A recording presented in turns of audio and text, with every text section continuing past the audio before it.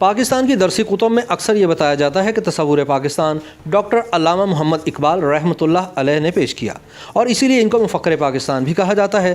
تاہم اس عام تصور کے برعکس تاریخ یہ بتاتی ہے کہ اقبال کے خطبہ الہاباد سے 6 برس پہلے کانگریس کے صدر لالا لاجپت رائے پاکستان کا تصور دے چکے تھے۔ خود اقبال کے صاحبزادے جسٹس ریٹائرڈ جاوید اقبال مرحوم بھی اپنی کتاب زندہ رود میں یہ لکھ گئے ہیں کہ اقبال کو متحدہ ہندوستان میں الگ مسلم ریاست یعنی پاکستان کے تصور کا خالق سمجھنا دراصل تاریخ کو مسخ کرنے کے مترادف ہے۔ علامہ اقبال رحمۃ اللہ علیہ نے 29 دسمبر سن 1930 کو الہ آباد میں آل انڈیا مسلم لیگ کے سالانہ اجلاس میں جو خطبہ دیا تھا اس کے بارے میں کہا جاتا ہے کہ سب سے پہلے پاکستان کا تصور اس میں دیا گیا تھا۔ علامہ تب آل انڈیا مسلم لیگ کے صدر تھے۔ اس خطبے میں علامہ نے کہا تھا کہ مسلمانوں کا یہ مطالبہ قطعاً منصفانہ ہوگا کہ ہندوستان کے اندر ایک مسلم انڈیا قائم کیا جائے۔ میں یہ دیکھنا پسند کروں گا کہ پنجاب، صوبہ سرحد، سندھ اور بلوچستان کو ایک ریاست میں ضم کر دیا جائے۔ علامہ اقبال کے اس خطبے میں ہندوستان کے مسلمانوں کے لیے کسی آزاد اور خود مختار اسلامی مملکت کا تصور نہیں پیش کیا گیا تھا، بلکہ ایک ڈھیلے ڈالے وفاق کے اندر ایک مسلم ریاست کا تصور دیا گیا تھا۔ اس میں آسام کے مسلم اکثریتی علاقوں، بنگال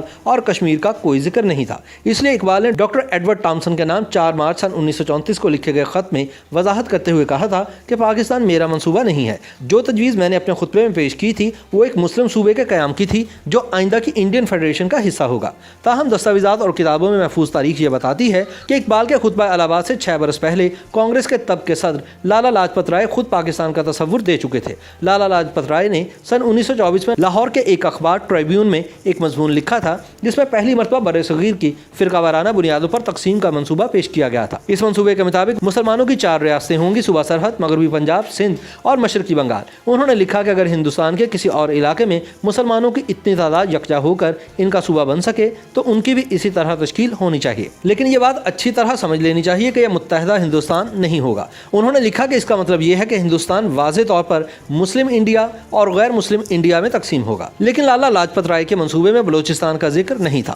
یہ حقیقت دلچسپی سے خالی نہیں کہ سن 1947 میں جب پاکستان وجود میں آیا وہ لالا لاجپت رائے کے منصوبے کے عین مطابق تھا۔ اس لیے ایک رائے یہ بھی دی جاتی ہے کہ تصور پاکستان کے ابتدائی خالق علامہ اقبال نہیں بلکہ آریہ سماج کے ایک ہندو رہنما لالا لاجپت رائے تھے۔ لالا لاجپت رائے کی کتاب ینگ انڈیا میں ان کے تعارف کے طور پر لکھا ہے کہ لالا لاجپت رائے سن 1865 میں پیدا ہوئے، لاہور میں وکالت کی اور پھر آریہ سماج سے منسلک ہو گئے۔ انہیں لاہور سے ہفت روزہ پنجابی، آریہ گزٹ جیسے اخبارات شروع کیے۔ سن 1914 میں وکالت ترک کر کے ہندوستان کی آزادی کی تحریک میں شامل ہو گئے۔ ان کی شہرت ہندوستان کے قومی رہنما کے طور پر ہو چکی تھی اور انگریز حکمران ان سے خائف تھے۔ انہوں نے ہندوستان کی عظمت رفتہ کی بحالی اور انگریز اقتدار کے خلاف 5 کتابیں لکھ رکھی تھیں جن کی وجہ سے سن 1907 میں انہیں خفیہ طور پر غائب کر کے برما میں 6 مہینوں تک قید رکھا گیا۔ ان پر غداری اور بغاوت کا الزام تھا مگر بعد ازاں انہیں بری کر دیا گیا۔ پہلی جنگ عظیم کے دوران لالا امریکہ چلے گئے جہاں انہوں نے ہندوستان کی آزادی کے لیے 32 صفحات پر مشتمل ایک دستاویز تیار کی جسے امریکی سینٹ میں بحث کے لیے منظور کر لیا گیا۔ سن 1919 میں لالا لاجپت رائے واپس انڈیا آئے۔ 1920 میں انہیں کلکتہ میں انڈین نیشنل کانگریس کا صدر منتخب کر لیا گیا۔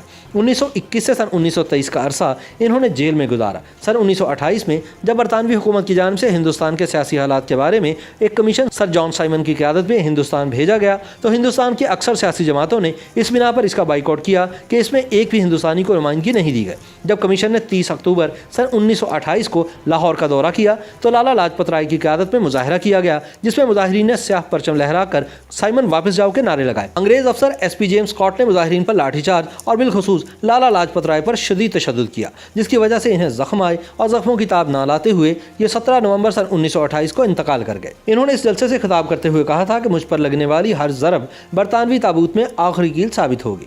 لالا لاجپت رائے کے قتل کا بدلہ لینے کے لیے 10 دسمبر سن 1928 کو ہندوستان سوشلسٹ ریپبلک آرمی کا ایک خفیہ اجلاس ہوا جس میں بھگت سنگھ بھی شریک ہوا۔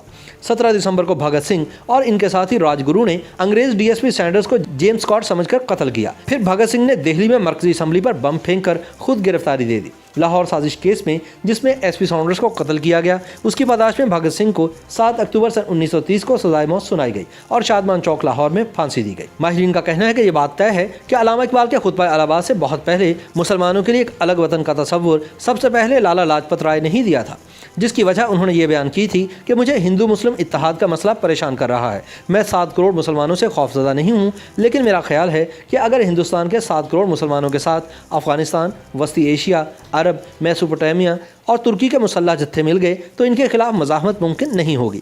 حیرت کی بات یہ ہے کہ جب لالا جیسے کانگریسی رہنما یہ لکھ رہے تھے تب قائد اعظم ہندو مسلم اتحاد کے علمبردار تھے۔ مزید دلچسپ بات یہ بھی ہے کہ مارچ سن 1947 میں آل انڈیا کانگریسی مجلس عاملہ نے پنجاب کی فرقہ وارانہ بنیادوں پر تقسیم کے حق میں جو قرارداد منظور کی تھی وہ بھی لالا لاجپت رائے کی اسکیم کے مطابق تھی، اور پھر اپریل سن 1947 میں سردار پٹیل، جواہر لال نہرو اور گاندھی نے برصغیر کی تقسیم جس اصول کی بنیاد پر منظور کی تھی وہ بھی بالکل وہی اصول تھا جو لالا لاجپت رائے نے سن 1924 میں پیش کیا تھا۔